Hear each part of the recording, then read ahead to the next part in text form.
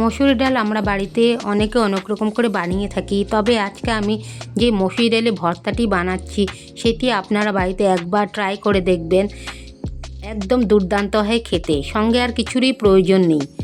এই রেসিপির সঙ্গে সঙ্গে আমি এই সম্বন্ধে কিছু টিপসও আপনাদের দেব। তবে অনুরোধ করব, কেউ যদি আমার চ্যানেল নতুন এসে থাকেন তাহলে চ্যানেলটি লাইক সাবস্ক্রাইব করে দেবেন, আর পাশে থাকা বেল আইকনটি ক্লিক করে দেবেন আমার নিত্য নতুন ভিডিওর আপডেট পেতে।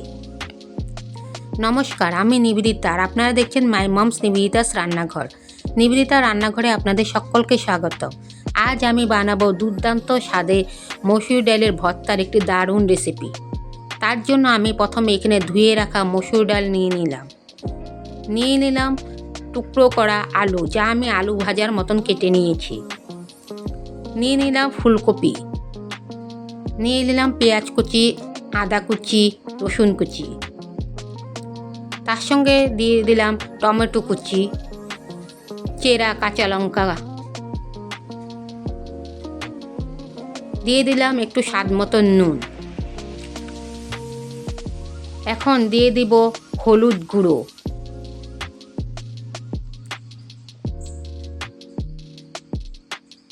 দিয়ে দেব ধনে গুঁড়ো, জিরে গুঁড়ো,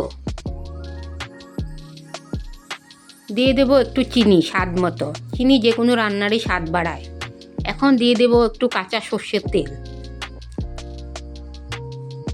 দিয়ে দেব একটু ধনেপাতা কুচি, আর দিয়ে দেব দুটো তেজপাতা।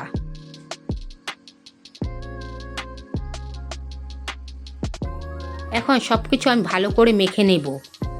আমি যেই কড়াইতে বানাবো সেই কড়াইতেই সব কিছু মেখে নিয়েছি, আপনারা চাইলে অন্য কিছু ব্যবহার করতে পারেন। ভালো করে মাখতে হবে, তত মাখবেন খেতে ততই স্বাদ হবে। এখন দিয়ে দেব পরিমাণ মতন জল ততটুকু দেব যাতে এটা সেদ্ধ হয়ে যায়। মসুর ডাল আর থাকে যে সবজিগুলো আছে সব সবজিগুলো সেদ্ধ হয়ে যায়। এখন গ্যাস অন করে কড়াইটা বসিয়ে দেব। আমি ততক্ষণ পর্যন্ত এটাকে সেদ্ধ করব যতক্ষণ পর্যন্ত এর থেকে জল শুকিয়ে না যায়। সম্পূর্ণ জল শুকিয়ে গেলে তারপর এটাকে নামাবো। মসুর ডালে আছে প্রচুর পরিমাণে ভিটামিন, প্রোটিন, ফাইবার, আয়রন, যা আমাদের ত্বক সৌন্দর্য বাড়াতে সাহায্য করে, হার্ট সুস্থ রাখে, গর্ভবতী মহিলার জন্য খুব উপকারী, ওজন নিয়ন্ত্রণে রাখে, রক্তে অ্যানিমিয়া কমায়, হজম শক্তি বৃদ্ধি করে। কিন্তু অতিরিক্ত খেলে আবার ওজন বাড়াতে পারে, কোলেস্টেরলও বাড়াতে পারে। দেখুন আমার জলগুলো সম্পূর্ণ শুকিয়ে গেছে। এখন আমি এইগুলোকে একটি থালা মধ্যে নিয়ে নেব। থালা মধ্যে নিয়ে নেওয়ার পর কড়াইটি ধুয়ে আমি আবার গ্যাসে বসিয়ে দিলাম।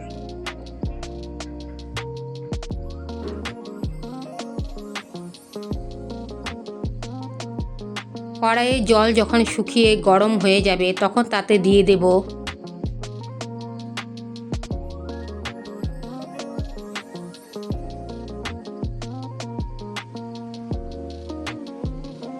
সর্ষের তেল। তেল যখন গরম হয়ে ধোঁয়া বেরোবে তখন তাতে দিয়ে দেব কুচনো পেঁয়াজ। এই পেঁয়াজগুলো আমি বেরেস্তার মতন ভেজে নেব, আর সিমটা কমিয়ে দেব যাতে পেঁয়াজগুলো পুড়ে না যায়। এখন আস্তে আস্তে এটা আমি বেরেস্তার মতন ভেজে নেব। আমার পেঁয়াজ বেরেস্তা বানানো হয়ে গেছে। এখন এগুলোকে আমি তুলে নেব। তারপর ওই তেলে দিয়ে দেব দুটো শুকনো লঙ্কা ফোড়ন, তার সঙ্গে কালো জিরে ফোড়ন,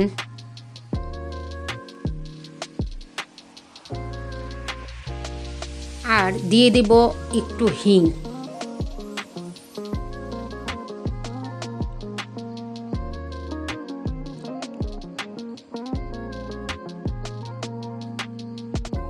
এখন ফোড়নটা একটু নেড়ে চেড়ে নেব। ফোড়নটার থেকে যখন সুন্দর গন্ধ বেরোবে তখন আমি ফোড়ন ঢাকা শুকনো লঙ্কা, কালো জিরে, তেল সব নামিয়ে নেব থালাতে। একই থালাতে যেখানে আমি ওই ডালে সেদ্ধ, পেঁয়াজ বেরেস্তা আর এগুলো একসঙ্গে নিয়ে নিচ্ছি। এখন সব কিছু ভালো করে আমি মেখে নেব। এই রেসিপিটি আপনারা ভাত, রুটি, পরোটা, লুচি সব কিছুর সঙ্গে খেতে পারেন। খেতে হয় দুর্দান্ত। বাচ্চা থেকে বড় সকলেরই পছন্দ হবে এই রেসিপিটি।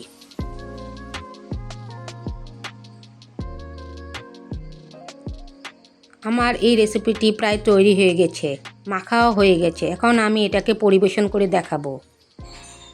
আমার রেসিপিটি যদি ভালো লাগে তাহলে লাইক, শেয়ার, সাবস্ক্রাইব করে দেবেন।